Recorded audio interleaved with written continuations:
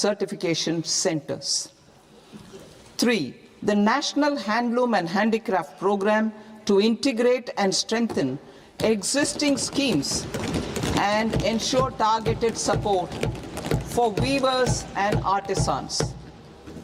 Tex Eco initiative to promote globally competitive and sustainable textiles and apparels. Samarth 2.0 to modernize the upgrade the textile skilling ecosystem through collaboration with industry and academic institutions. Further, I propose to set up mega textile parks in challenge mode. They can also focus on bringing value addition to technical textiles. I propose to launch the Mahatma Gandhi Gram Swaraj initiative to strengthen khadi, handloom, and handicrafts. This will help in global market linkage and branding. It will streamline and support training, skilling, quality of process, and production. This will benefit our weavers, village industries, One District, One Product ODOP initiative, and also our rural youth. India has the potential to emerge as a global hub for high quality, affordable sports goods. I propose a dedicated initiative for sports goods that will promote manufacturing, research, and innovation in equipment design as well as material sciences. Rejuvenation of legacy industrial clusters. I propose to introduce a scheme to revive 200 legacy industrial clusters to improve their cost competitiveness and efficiency through infrastructure and technology upgradation. Creating champion SMEs and supporting micro enterprises. Recognizing MSMEs as a vital engine of growth, I propose a three-pronged approach to help them grow as champions. Equity support. I propose to introduce a dedicated 10,000 crores SME growth fund to create future champions, incentivizing enterprises based on select criteria. I also propose to top up the Self-Reliant India Fund set up in 2021 with 2,000 crores to continue support to micro enterprises and maintain their access to risk capital. Liquidity support. With TREDS, more than 7 lakh crore has been made available to MSMEs. To leverage its full potential, I propose 4 measures. 1. Mandate TREDS as the transaction settlement platform for all purchases from MSMEs by CPSEs, serving as a benchmark for other corporates. 2. Introduce a credit guarantee support mechanism through CGTMSE for invoice discounting on TREDS platform. 3. Link GEM with TREDS for sharing information with financiers about government purchases from MSMEs, encouraging cheaper and quicker financing. 4. Introduce TREDS receivables as asset-backed securities, helping develop a secondary market, enhancing liquidity and settlement of transactions. Professional support. Government will facilitate professional institutions such as the ICAI, ICSI, ICMAI to design short-term modular courses and practical tools to develop a cadre of corporate mitras, especially in Tier 2 and Tier 3 towns. These accredited para-professionals will help MSMEs meet compliance requirements at affordable costs. Infrastructure. During this past decade, our government has undertaken several initiatives for large-scale enhancement of public infrastructure, including through new financing instruments such as Infrastructure Investment Trust (InvITs) and Real Estate Investment Trust (REITs), and institutions like NIIF and NABFID. We shall continue to focus on developing infrastructure in cities with over 5 lakh population, that is Tier 2, Tier 3 cities, which have expanded to become growth centers. Public capital expenditure has increased manifold from 2 lakh crore in 2014-15 to an allocation of 11.2 lakh crore in BE 25-26. In this coming year, that is financial year 2026-27, I propose to increase it to 12.2 lakh crores to continue the momentum. To strengthen the confidence of private developers regarding risks during infrastructure development and construction phase, I propose to set up an infrastructure risk guarantee fund to provide prudentially calibrated partial credit guarantee to lenders. Over the years, REITs have emerged as a successful instrument for asset monetization. I propose to accelerate recycling of significant real estate assets of the CPSEs through the setting up of dedicated REITs. To promote environmentally sustainable movement of cargo, I propose to 1. Establish new dedicated freight corridors connecting Dankuni in the east to Surat in the west. Operationalize 20 new national waterways over the next 5 years, starting with National Waterways 5 in Orissa to connect mineral-rich areas of Talcher and Angul and industrial centers like Kalinga Nagar to the ports of Paradeep and Dhamra. Training institutes will be set up as regional centers of excellence for development of required manpower for these waterways. This will benefit youth in the entire stretch of the waterways to train and acquire skills. Further, a ship repair ecosystem catering to inland waterways will also be set up at Varanasi and Patna. And C, launch a coastal cargo promotion scheme for incentivizing a modal shift from rail to road to increase the share of inland waterways and coastal shipping from 6% to 12% by 2047. To enhance last mile and remote connectivity and promote tourism, I propose to give incentives to indigenize manufacturing of seaplanes. A seaplane VGF scheme will be also introduced to provide support for operations. Carbon capture, utilization and storage. Aligning with the roadmap launched in December 2025, the carbon capture, utilization and storage technologies at scale will achieve higher readiness and in end-use application across 5 industrial sectors, including power, steel, cement, refineries, and chemicals. An outlay of 20,000 crore is proposed over the next 5 years for this purpose. City economic regions. Cities are India's engines of growth, innovation, and opportunities. We shall now focus on Tier 2, Tier 3 cities, and even temple towns, which need modern infrastructure and basic amenities.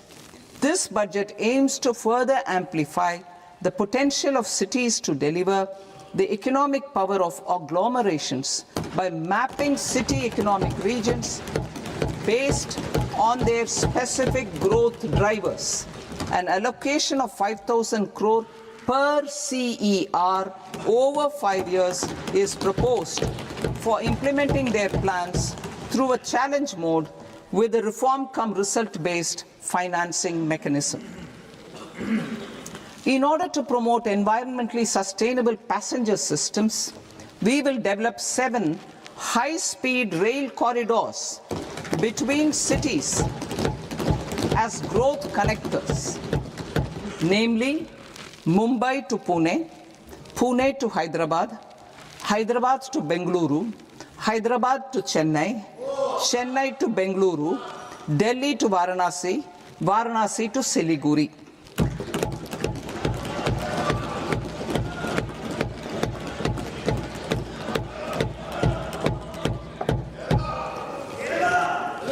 Financial sector.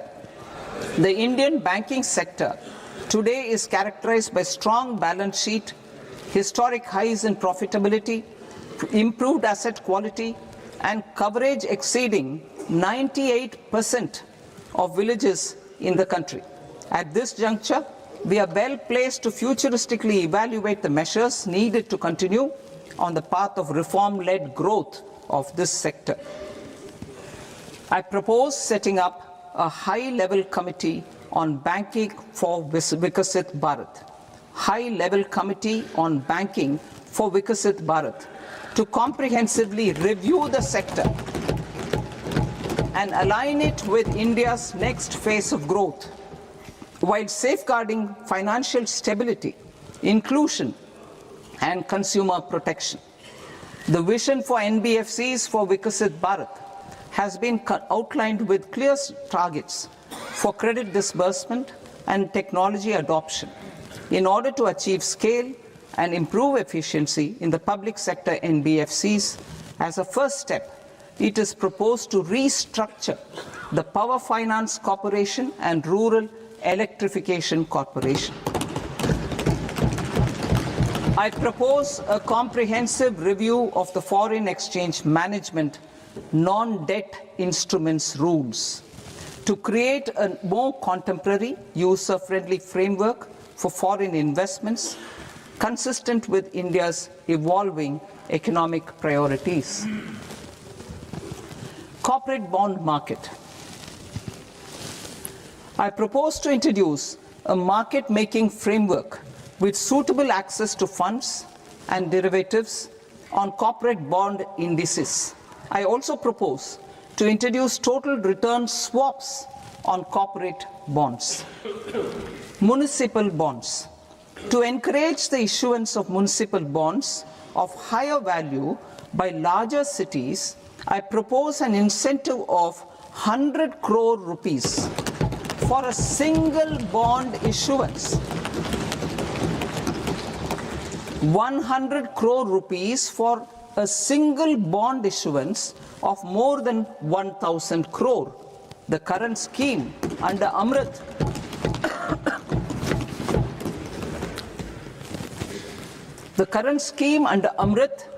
which incentivizes issuances up to 200 crores only, will also continue to support smaller and medium towns.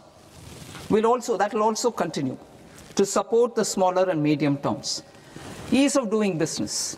Individual persons resident outside India, PROI, will be permitted to invest in equity instruments of listed Indian companies through the Portfolio Investment Scheme.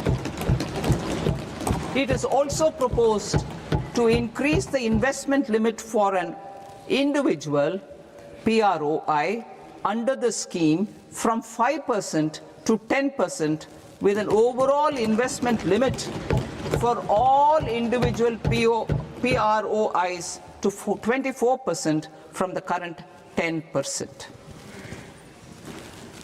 Emerging technologies including AI. 21st century is technology driven. Adoption of technology is for the benefit of all people. Farmers in the field, women in STEM, youth keen to upskill, and Divyangjan to access newer opportunities. The government has taken several steps to support new technologies through AI Mission, National Quantum Mission, Anusandhan National Research Fund, and Research and Development and Innovation Fund. Our second kartavya is to fulfill aspirations and build capacities. Close to 25 crore individuals have come out of multi-dimensional poverty through a decade of our government's sustained and reform-oriented efforts.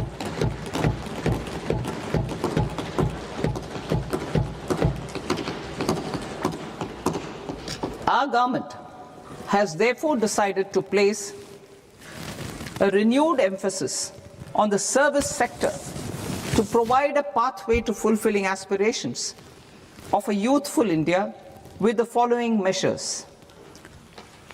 I propose to set up a high-powered Education to Employment and Enterprises Standing Committee to recommend measures that focus on services sector as a core driver of Vikasit Bharat. This will make us a global leader in services with a 10% global share by 2047. The committee will prioritize areas to optimize the potential for growth, employment, and exports. They will also assess the impact of emerging technologies, including AI, on jobs and skill requirements and propose measures thereof. To create a range of skilled career pathways, a new range of skilled career pathways for our youth, I propose interventions in the following sectors. Health. Existing institutions for allied health professionals will be upgraded and new AHP institutions established in private and government sectors. This will cover 10 selected disciplines, including optometry, radiology, anesthesia, OT technology, applied psychology and behavioral health, and add 1 lakh AHPs over the next 5 years. A strong care system covering geriatric and allied care services will be built. A variety of NSQF aligned programs will be developed to train multi-skilled caregivers, combining core care and allied skills such as wellness, yoga, and operation of medical assistive devices. In the coming year, 1.5 lakh caregivers will be trained.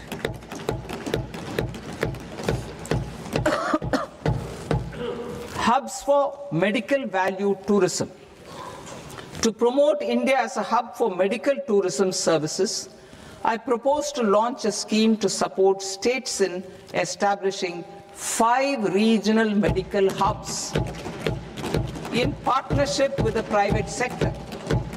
These hubs will serve as integrated healthcare complexes that combine medical, educational, and research facilities. They will have Ayush centers, medical value tourism facilitation centers, and infrastructure for diagnostics, post-care, and rehabilitation. These hubs will provide diverse opportunities, job opportunities for health professionals, including doctors and AHPs. Ancient Indian yoga, already respected in several parts of the world, was given a mass global recognition when Honorable Prime Minister took it to the UN. Post-COVID, Ayurveda gained a similar global acceptance and recognition. Exporting quality Ayurveda products helps farmers who grow the herbs and youth who process the products. To meet growing global demand, a few more steps are being taken. I propose to 1. Set up 3 new All India Institutes of Ayurveda. 2.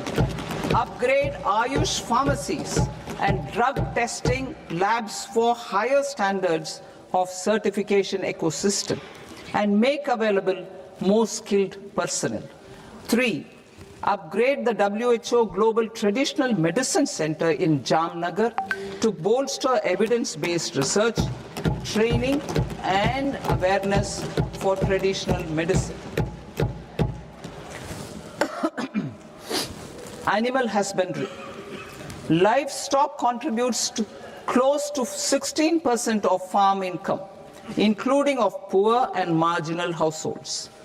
To scale up availability of veterinary professionals by more than 20,000, I propose to roll out a loan-linked capital subsidy support scheme for establishment of veterinary and para-veterinary colleges, veterinary hospitals, diagnostic laboratories, and breeding facilities in private sector. Collaboration between Indian and foreign institutions will also be facilitated. Orange economy. India's animation, visual effects, gaming and comics sector, AVGC sector, is a growing industry projected to require 2 million professionals by 2030.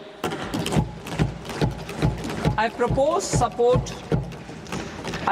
to support the Indian Institute of Creative Technologies, Mumbai, in setting up AVGC content creator labs in 15,000 secondary schools all over the country and 500 colleges. The Indian design industry is expanding rapidly, and yet there is a shortage of Indian designers. I propose to establish, through Challenge Route, a new National Institute of Design to boost design education and development in the eastern region of India. Education. Our government will support states through Challenge Route in creating 5 university townships in the vicinity of major industrial and logistics corridors. These planned academic zones will host multiple universities, colleges and research institutions, skill centers and residential complexes. In higher education, STEM institutions, prolonged hours of study and laboratory work pose some challenges for girl students. Through VGF, Viability Gap Funding and capital support, one girls' hostel will be established in every district.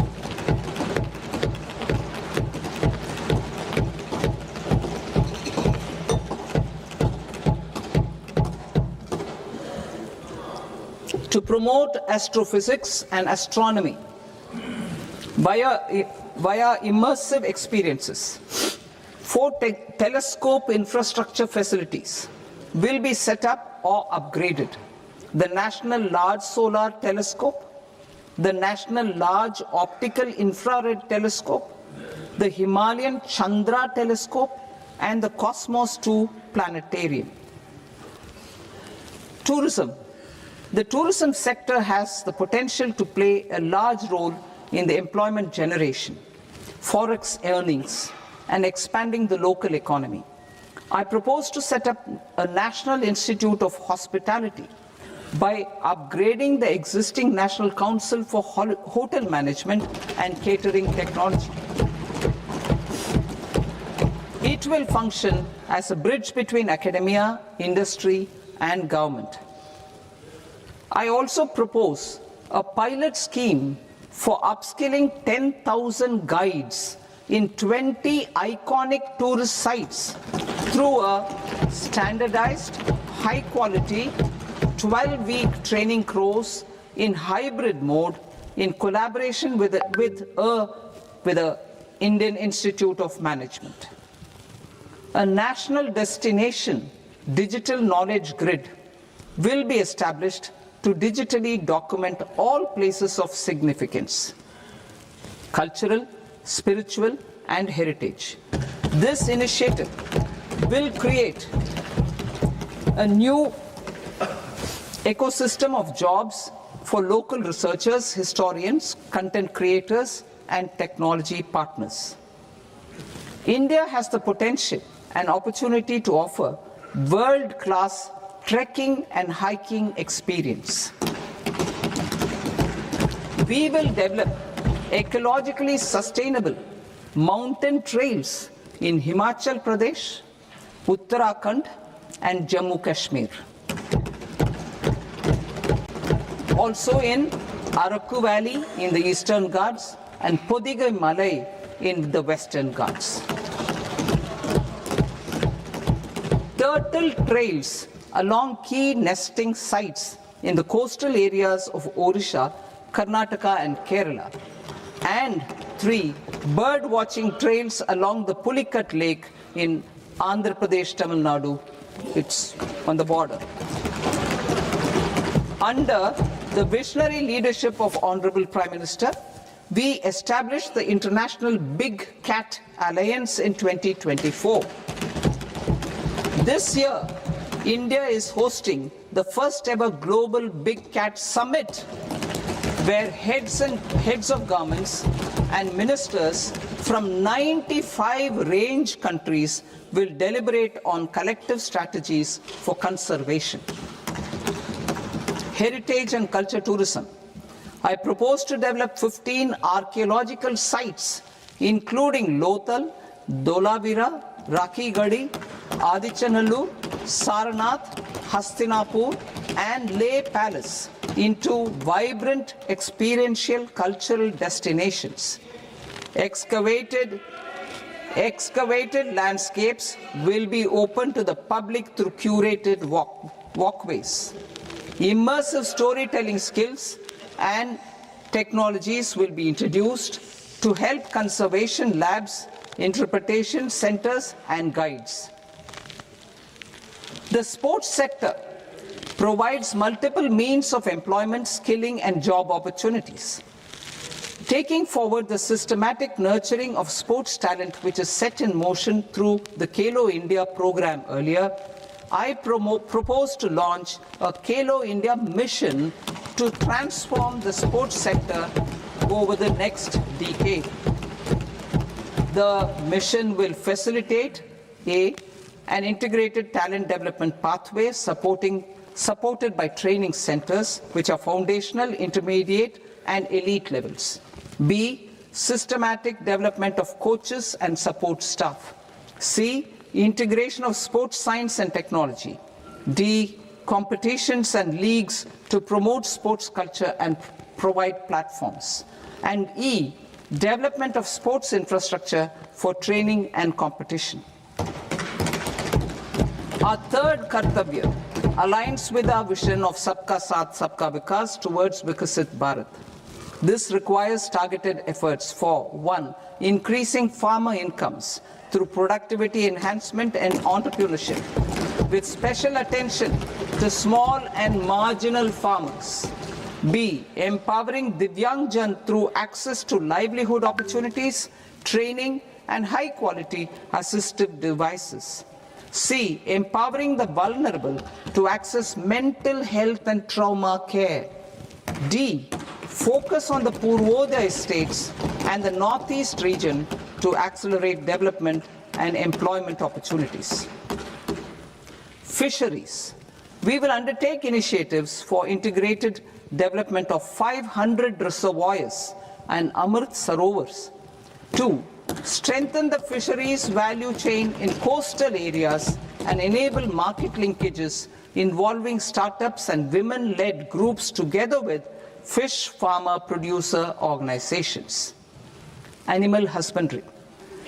To provide quality employment opportunities in rural and peri-urban areas, we will support the animal husbandry sector in entrepreneurship development through A, credit-linked subsidy program, B, scaling up and modernization of livestock enterprises, C, enhanced creation of livestock, dairy, and poultry,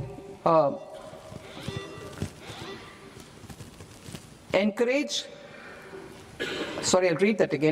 creation of livestock, dairy, and poultry-focused integrated value chains, and D, encourage creation of livestock farmer-producer organizations. High-value agriculture. to diversify farm outputs, increase productivity, enhance farmers' incomes, and create new employment opportunities, we will support high-value crops such as coconut, sandalwood, cocoa, cashew in the coastal areas, agar trees in northeast, and nuts such as almonds, walnuts, and pine nuts in our hilly regions. These, all of them, will be supported. India is the world's largest producer of coconuts. About 30 million people, including nearly 10 million farmers, depend on coconuts for their livelihood. To further enhance competitiveness in coconut production, I propose a coconut promotion scheme to increase production and enhance productivity through various interventions, including replacing and non-productive trees with new saplings or plants or varieties in major coconut growing states. A dedicated program is proposed for Indian cashew and cocoa to make India self-reliant in raw cashew and coconut production and processing, enhance export competitiveness, and transform Indian cashew and Indian cocoa into premium global brands by 2030. Sandalwood. Sandalwood is closely linked to India's social and cultural heritage. Our government will partner with state governments to promote focused cultivation and post-harvest processing to restore the glory of the Indian sandalwood ecosystem, to rejuvenate old, low-yielding orchards, and expand high-density cultivation of walnuts, almonds, and pine nuts. We will support a dedicated program to enhance farmer incomes and in bringing value addition by engaging youth. Bharat Vistar, that is virtually integrated system to access agricultural resources. I propose to launch Bharat Vistar, a multilingual AI tool that shall integrate the AgriStack portals and the ICAR package on agricultural practices with AI systems. This will enhance farm productivity, enable better decisions for farmers, and reduce risk by providing customized advisory support. She Marts for rural women-led enterprises. Building on the success of Lakpati Didi program, I propose to help women take the next step from credit-linked livelihoods to being owners of enterprises. Self-help entrepreneur, She Marts will be set up as community-owned retail outlets within the cluster-level federations through enhanced and innovative financing instruments. Empowering Divyangjan. Divyangjan Kaushal Yojana.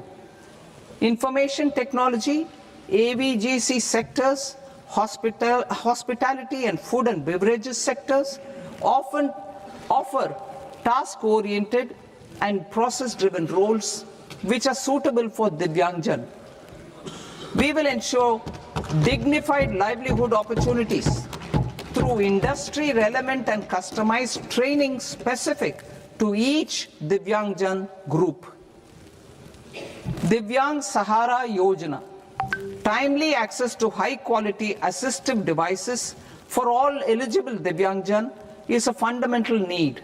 I propose to 1. Support the Artificial Limbs Manufacturing Corporation of India, Alimco, to set up and to scale up production of assistive devices, invest in R&D and AI integration, strengthen PM Divyasha Kendras, and support setting up of assistive technology marts as modern retail style centers where Divyangjan and senior citizens can see, try and purchase assistive products. Reaffirming our commitment to mental health and trauma care. There are no national institutes for mental health care in North India. We will therefore set up a NIMHANS 2 and also upgrade national mental health institutes in Ranchi and in Tezpur as regional apex institutions. Emergencies expose families, particularly the poor and vulnerable, to unexpected expenditure. We will strengthen and increase these capacities by 50% in district hospitals by establishing emergency and trauma care centers. Focus on Purvodaya states and northeastern regions. Purvodaya, I propose the development of an integrated East Coast industrial corridor with a well-connected node at Durgapur, creation of 5 tourism destinations in 5 Purvodaya states, and the provision of 4,000 e-buses. Buddhist sites in northeastern region. The northeastern region is a civilizational confluence of Theravada and Mahayana or Vajrayana traditions. I propose to launch a scheme for development of Buddhist circuits in Arunachal Pradesh, Sikkim, Assam, Manipur, Mizoram, and Tripura.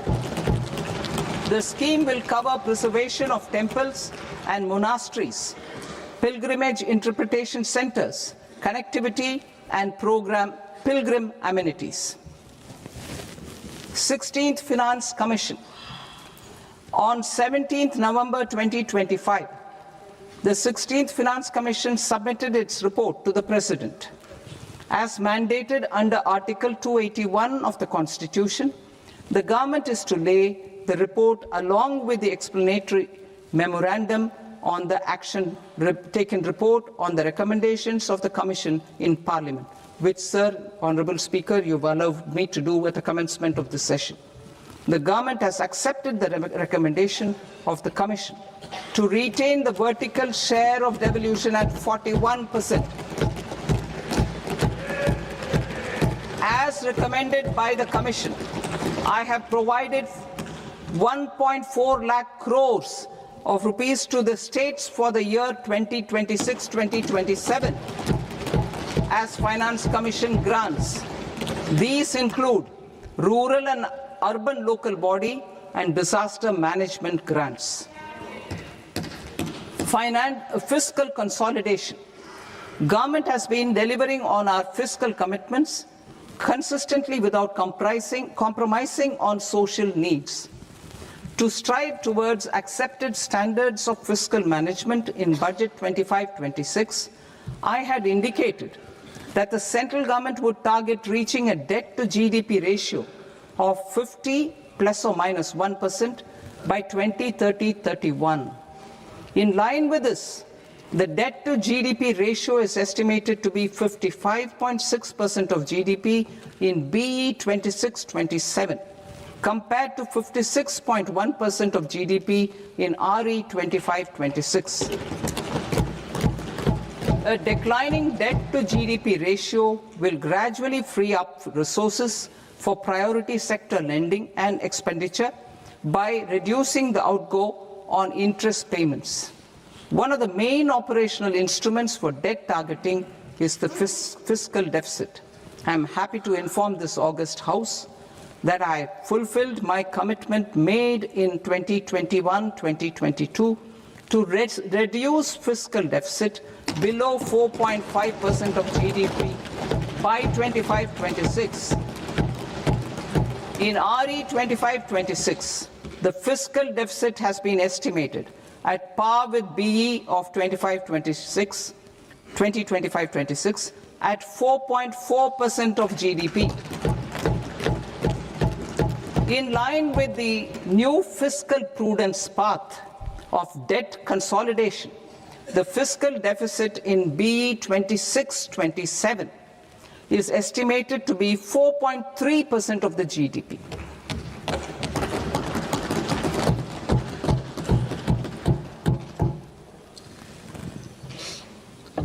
The revised estimates of the non-debt receipts are 34 lakh crore rupees, of which the centre's net tax receipts are 26.7 lakh crore.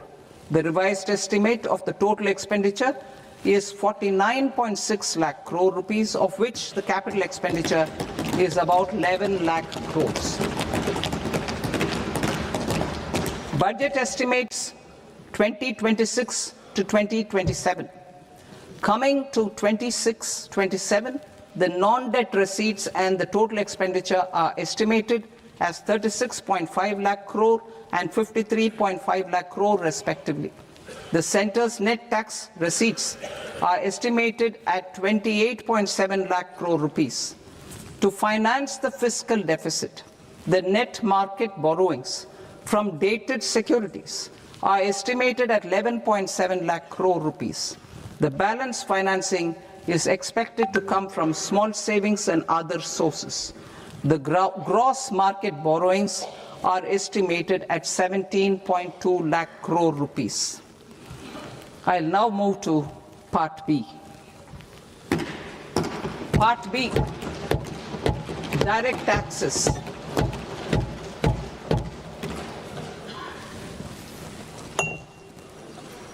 Honorable Speaker, sir, I now present my proposals on direct taxes. New Income Tax Act. In July 2024, I announced a comprehensive review of the Income Tax Act 1961. This was completed in a record time, and the Income Tax Act 2025 will come into effect from 1st April 2026. The simplified income tax rules and forms will be notified shortly, giving adequate time to taxpayers to acquaint themselves with its requirements. The forms have been redesigned such that ordinary citizens can comply without difficulty. Ease of living. I propose that any interest awarded by the Motor Accident Claims Tribunal to a natural person will be exempt from income tax, and any TDS on this account will be done away with.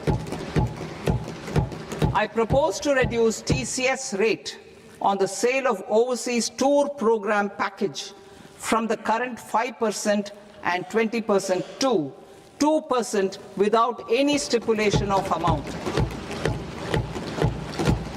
I propose to reduce TCS rate for pursuing education and for medical purposes under the Liberalized Remittance Scheme, popularly known as LRS, from 5% to 2%. Supply of manpower services is proposed to be specifically brought within the ambit of payment to contractors for the purpose of TDS to avoid ambiguity. Thus, TDS on these services will be at the rate of either 1% or 2% only. I propose a scheme for small taxpayers, wherein a rule-based automated process will enable obtaining a lower or nil deduction certificate instead of filing an application with the assessing officer. For the ease of taxpayer holding securities in multiple companies, I propose to enable depositories to accept Form 15G or Form 15H from the investor and provide it directly to various relevant companies. I propose to extend time available for revising returns from 31st December to up to 31st March with the payment of a nominal fee. I also propose to stagger the timeline for filing of tax returns.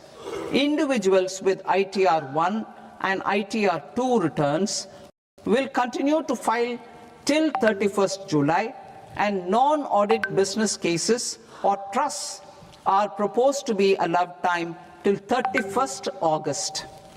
TDS on sale of immovable property by a non-resident is proposed to be deducted and deposited through resident buyers and his or her PAN-based challan instead of requiring a TAN, which is a temporary accounting number. to address practical issues of small taxpayers like students, young professionals, tech employees, relocated NRIs, and such others, I propose to introduce a one-time 6-month foreign asset disclosure scheme for these taxpayers to disclose income or assets below a certain size. This scheme would be applicable for two categories of taxpayers, namely A, who did not disclose their overseas income or assets, and B, who disclosed their overseas income and or paid due tax but could not declare the asset acquired. For category A, the limit of undisclosed income or asset is proposed to be up to 1 crore rupees. They need to pay 30% of fair market value of asset or 30% of undisclosed income as tax and 30% as additional income tax in lieu of penalty and would thereby get immunity from prosecution. For category B, asset value is proposed to be up to 5 crore rupees. Here, immunity from both penalty and prosecution will be available with a payment of fee of 1 lakh rupees. Rationalizing penalty and prosecution. Multiplicity of proceedings are hindrance to the ease of doing business. I propose to integrate assessment and penalty proceedings by way of a common order for both. There will be no interest liability on the taxpayer on the penalty amount for the period of appeal before the first appellate authority, irrespective of the outcome of appeal process. Further, quantum of prepayment is being reduced from 20% to 10% and will continue to be calculated only on core tax demand. As an additional measure for reducing litigation, I propose to allow taxpayers to update their returns even after reassessment proceedings have been initiated, and an additional 10% tax rate over and above the rate applicable for the relevant year. The assessing officer will then use only this updated return in his proceedings. There is already a framework for immunity from penalty and prosecution in the cases of underreporting. I propose to apply this framework for immunity to misreporting too. However, in such a case, the taxpayer will need to pay 100% of the tax amount as an additional income tax over and above the tax and interest due. Penalties for certain technical defaults, such as failure to get accounts audited, non-furnishing of transfer pricing audit report, and default in furnishing statement for financial transactions are proposed to be converted into fee.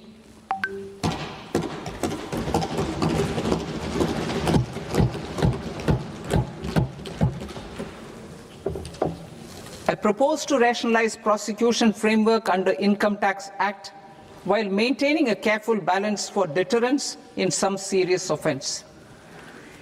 Non-production of books of account and documents and requirement of TDS payment where payment is made in kind are being decriminalized. Further, minor offences will attract fine only. The remaining prosecutions will be graded commensurate with the quantum of offence. They will entail only simple imprisonment with maximum imprisonment reduced to 2 years and power to courts to convert even those into fines. There is no penalty. There is no penalty presently for non-disclosure of non-immovable foreign assets with aggregate value less than 20 lakh rupees. I propose to also provide them with immunity from prosecution with retrospective effect from 1/10/2024.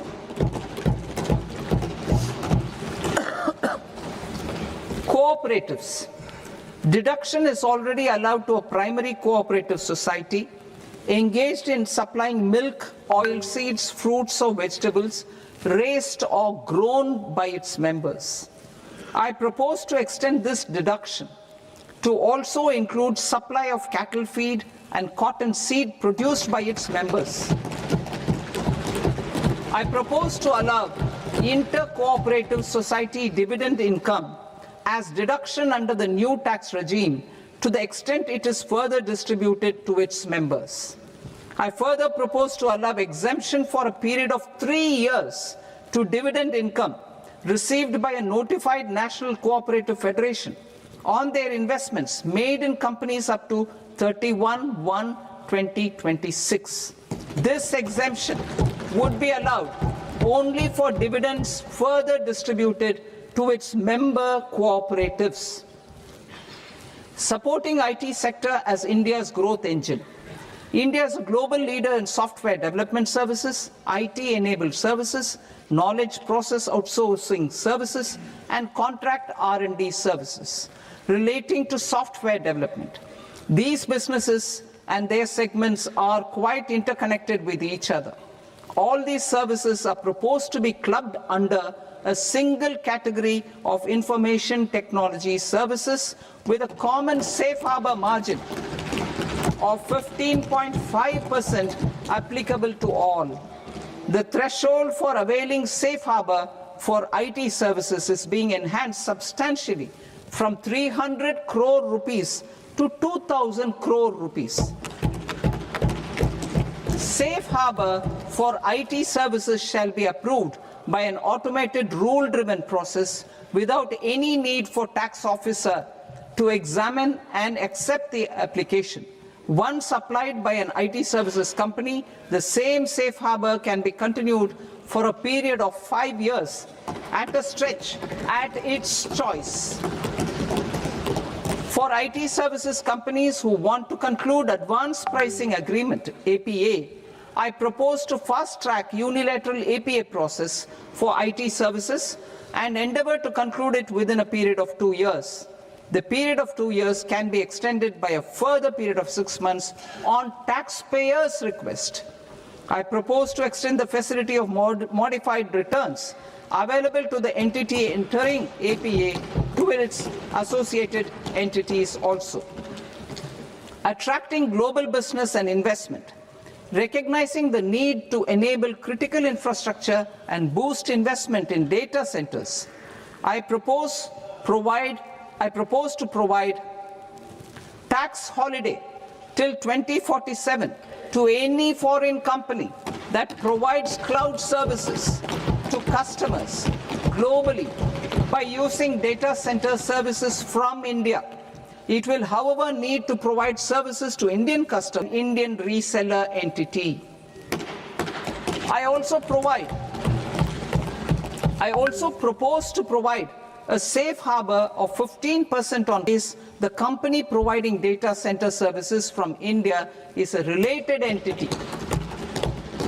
To harness the efficiency of just-in-time logistics for electronic manufacturing, I propose to provide safe harbor to non-residents for component warehousing in a bonded warehouse at a profit margin of 2% of the invoice value. The resultant tax of about 10%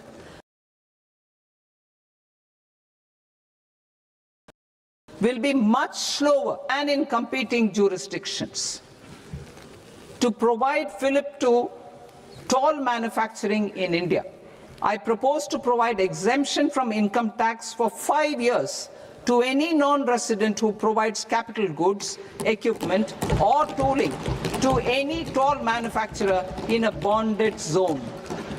To encourage vast pool of global talent to work in India for a longer period of time, I propose to provide exemption to global, non-India sourced income of a non-resident expert for a stay period of 5 years under notified schemes.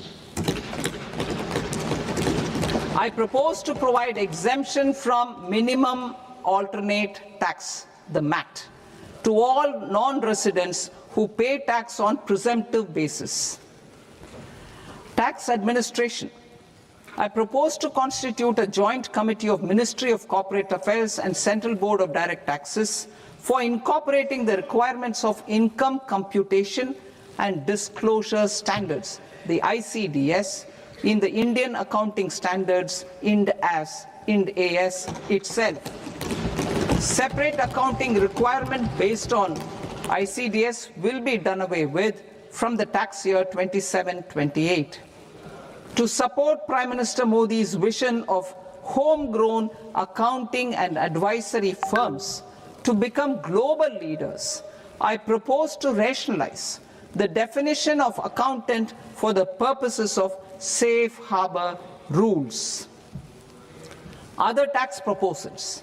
Change in taxation was brought into address the improper use of buyback route by promoters. In the interest of minority shareholders, I propose to tax buyback for all types of shareholders as capital gains. However, to disincentivize misuse of tax arbitrage, promoters will pay an additional buyback tax. This will make effective tax 22% for corporate promoters. For non-corporate promoters, the effective tax will be 30%. TCS rate for sellers of specific goods, namely alcoholic liquor, scrap, and minerals, will be rationalized to 2%, and that on tendu leaves will be reduced from 5% to 2%. I propose to raise the STT on futures to 0.05% from the present 0.02%. STT on options premium and exercise of options are both proposed to be raised to 0.15% from the present rate of 0.1% and 0.125% respectively. We reformed the taxation landscape for corporates in 2019 by providing them a simplified regime with lower tax rate so that they could productively focus on business rather than on claim of deductions and exemptions. To encourage companies to shift to the new regime, set off of brought forward MAT credit, minimum alternate tax credit, is proposed to be allowed to companies only in the new regime. Set off using available MAT credit is proposed to be allowed to an extent of 1/4 of the tax liability in the new regime. MAT is proposed to be made final tax, so there will be no further credit accumulation from 1st April 2026. In line with this change, the rate of final tax is being reduced to 14% from the current MAT rate of 15%. The brought forward MAT credit of taxpayers accumulated till 30th March 2026 will continue to be available to them for set-off as above. Indirect taxes. I shall now take up proposals related to indirect taxes. My proposals for customs and central excise aim to further simplify the tariff structure, support domestic manufacturing, promote export competitiveness, and correct inversion in duty. To continue weeding out long-continuing customs duty exemptions, I propose to remove certain exemptions on items which are being manufactured in India or where the imports are negligible.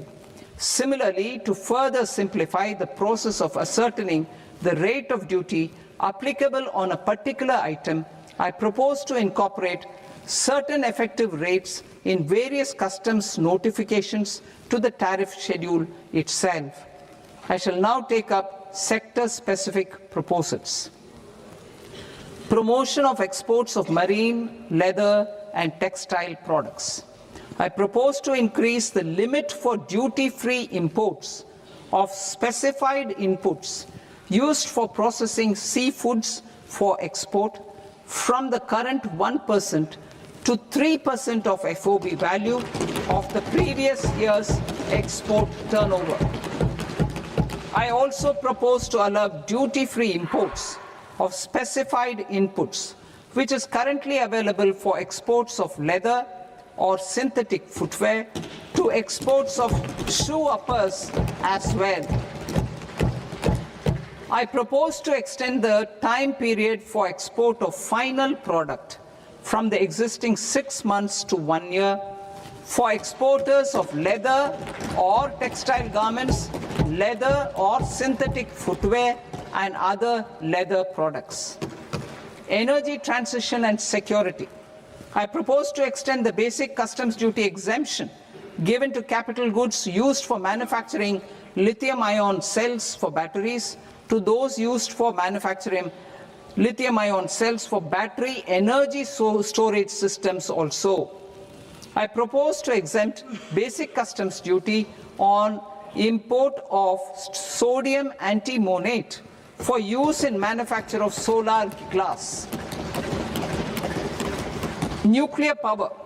I propose to extend the existing basic customs duty exemption on imports of goods required for nuclear power projects till the year 2035 and expand it for all nuclear plants irrespective of their capacity. Critical minerals. It is proposed to provide basic customs duty exemption to the import of capital goods required for the processing of critical minerals in India. Biogas blended CNG. I propose to exclude the entire value of gas while calculating the central excise duty payable on biogas blended CNG. Civil and defense aviation. I propose to exempt basic customs duty on components and parts required for the manufacture of civilian training and other aircrafts. It is proposed to exempt basic customs duty on raw materials imported for the manufacture of parts of aircraft to be used in maintenance, repair, or overall requirements by units in the defense sector. Electronics. To deepen value addition in the consumer electronics sector, I propose to exempt basic customs duty on specified parts used in the manufacture of microwave ovens. Special economic zone. To address the concerns arising about utilization of capacity by manufacturing units in the special economic zones due to global trade disruptions, I propose as a special one-time measure to facilitate sales by eligible manufacturing units in SEZs to the domestic tariff area at concessional rates of duty. The quantity of such sales will be limited to a prescribed proportion of their exports. Necessary regulatory changes will be undertaken to operationalize the measures while ensuring level playing field for the units working in the DTA. Ease of living. To rationalize the customs duty structure for goods imported for personal use, I propose to reduce the tariff rate on all dutiable goods imported for personal use from 20% to 10%. To provide relief to patients, particularly those suffering from cancer, I propose to exempt basic customs duty on 17 drugs or medicines. I propose also to add 7 more rare diseases for the purposes of exempting import duties on personal imports of drugs, medicines, and food for special medical purposes used in their treatment. Customs process. India's role and share in the global trade is poised for a major leap in line with our ambition and journey towards Viksit Bharat. In this regard, I propose many measures for custom processes to have minimal intervention, for smoother and faster movement of goods and greater certainty to the trade. Trust-based systems. I propose to enhance duty deferral period for Tier 2 and Tier 3 authorized economic operators, known as AEOs, from 15 days to 30 days. I propose to provide eligible manufacturer importers the same duty deferral facility. This should encourage them to get themselves accredited as a full-fledged Tier 3 AEO in due course. To provide greater certainty and for better business planning, I propose to extend validity period of advance ruling binding on customs from the present 3 years to 5 years. In the spirit of the whole of government approach,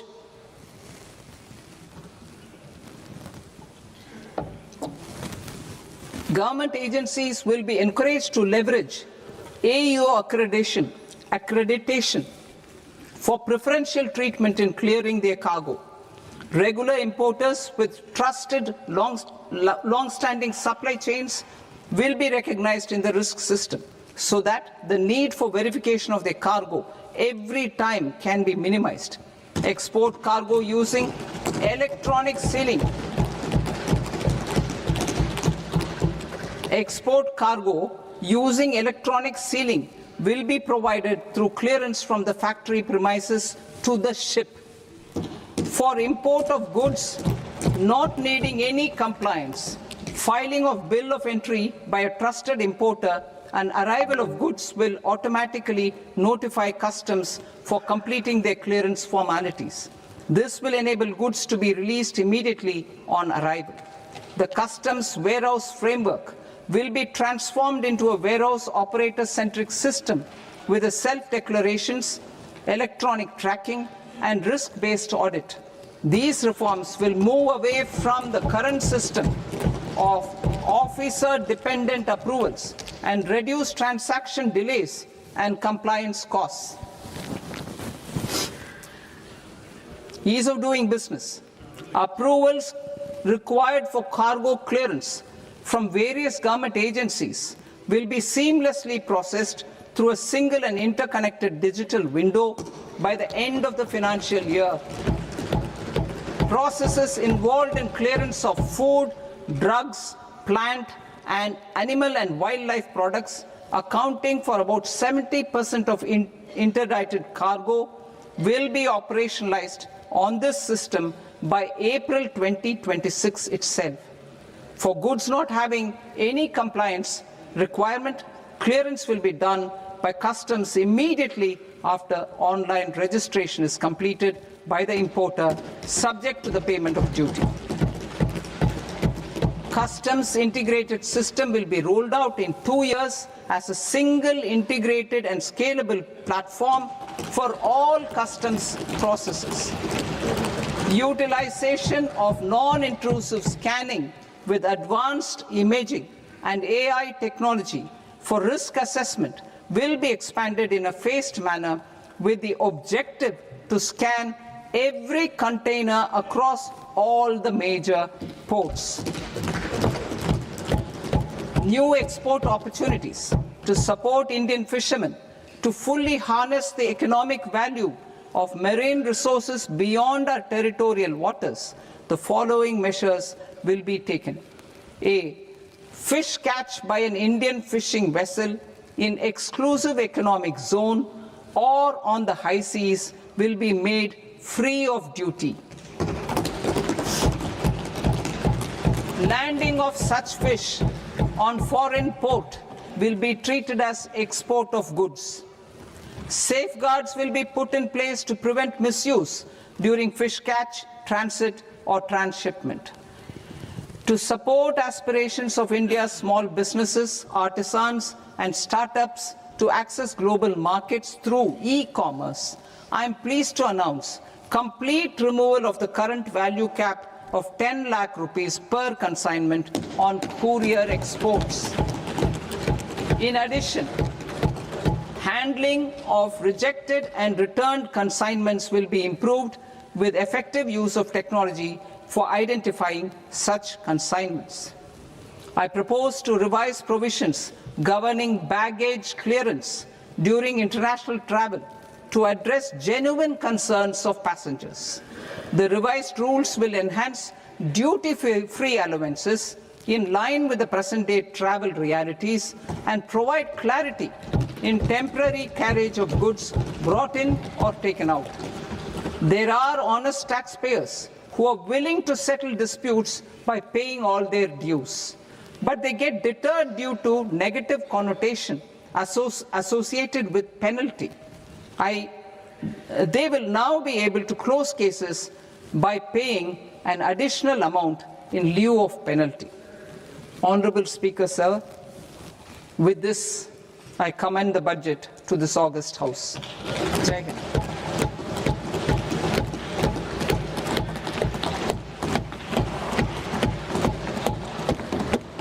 One and a half hours. Item number 3 माननीय वित्त मंत्री जी।